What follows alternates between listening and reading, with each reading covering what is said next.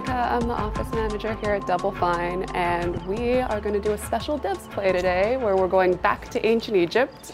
We have Max from Ubisoft here. Thank you so much, Monica. It's a real pleasure to be here. And we also have my friend and colleague, Bethany Simpson. She and I worked together excavating a site that's actually in the game. We excavated at Karanis back in 2009, and she has continually excavated there over the years, so she's joining us via the internet. 2007, yeah. The tricky part as being a historian working in a video game company is that you want to give access to information to the development team, to inspire people, to give them access to understand what was ancient Egypt like at the time of Cleopatra and Julius Caesar. So the great aspect is that everyone has already has a perspective of ancient Egypt. It is quite far from what we've achieved here. What people have in mind most of the time is Elizabeth Taylor's Cleopatra, or maybe other more modern movies, or even video games. Historic video games usually target very old Egypt, the time of the pharaohs. And the subject that we have here is very different because you have both the feeling of ancient Egypt, the culture, the richness of their literature, the temples, their beliefs, their ways of life. How do you choose which art pieces to put in the game versus, like, the obelisks? All the obelisks in the game are pretty much the same obelisk repeated over and over.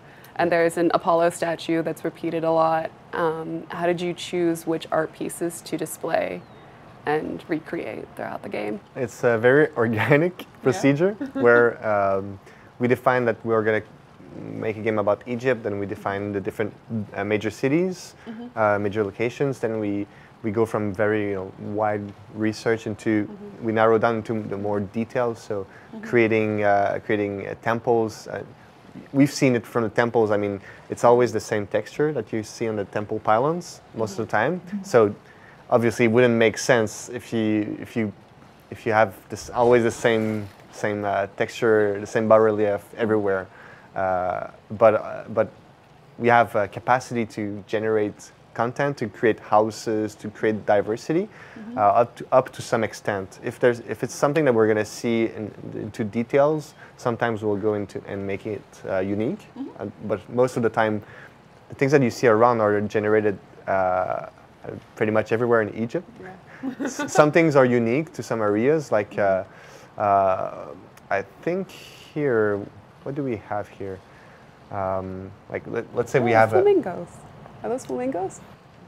Yeah, we had flamingos around. Or here we have a shadoof. I mean, you'll find them everywhere because they're supposed to be everywhere in Egypt. Right. So they're not unique to one location. It's interesting for us to be able to talk about this. So that was the statue you were talking about. Yeah, the Apollo statue. Playing he's sitar. Been covered up, I see. Yeah. He's suited up for a teen-rated game here with a Discovery tour. I see. And so the one that's actually on display, I think it's in the British Museum.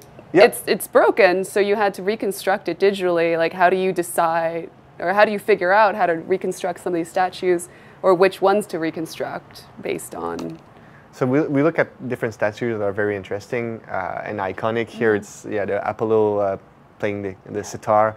That was fun in Cyrene that we have in the game. So it's funny because we legitimately could have had him in Cyrene. Yeah. But because we're not making like 2,000 different statues, we still have maybe I'm not sure the number, but a couple, maybe over 100 statues in the game. Oh my God.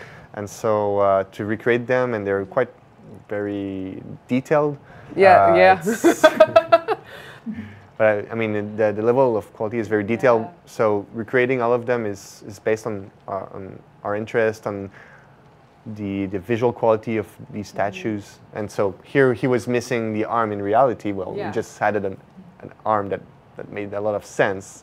And then here he gets his way into the Fayum because it shows that Greeks are importing statues, Greek statues, because they're not making them in the Fayum directly. So we're trying to create these small setups to talk about ancient lives. So see the fun part of what we're doing right now is that we're free to explore and go everywhere. We had no pressure of conflict, and that was something that we wanted to do for a long time. I mean, launching a Discovery Tour is 11 years after launching the first AC game. We've been playing with history for quite some time, with passion. Obviously, we always had in mind to create a game for fun, for entertainment. So we've been playing with the Crusades, the Italian Renaissance, the American Revolution, French Revolution, for instance. And so these games were very successful. People have fun playing them. And one thing that we realized is that the players engage into history in a very different way while playing a video game like this one, than they would with other mediums like books or movies. And so we felt like ever since the first AC game, we should do more. We should do more than the game. We wanted to explain all the work that we do on recreating these sites. Exactly. Yeah. So this is Karanis. So this is the way we've represented Karanis in the game. Much different. It's the most beautiful thing I've ever seen. I know. Very different. Well, it's a lot more than we've ever seen, that's for sure. So we tried to reproduce different sites around the Fayoum. Some of them we used a lot of archives that that we could access to. Some of them it was a bit more difficult because archives are more scarce. Yes. Which is the case with Karanis. Yeah. Well, Bethany is the one that is doing all the architecture. We have for Karanis is 1st century AD and on. We have only like 3 whole buildings that might be from the Ptolemaic period at all. So you can basically make up this time period, and I won't argue with you because I mean I think it looks clearly richer than I believe Karanis was. Yeah. Like if there was ever anything that nice in Karanis, I'm heartbroken that it's not there now. And there's no evidence. But yeah. Yeah, there's no evidence for anything nice. Wow. Certainly no gold cap pillars. Wow. Yeah, here I'd say there's a lot of liberties that we're taking. Yes. Yeah, sure.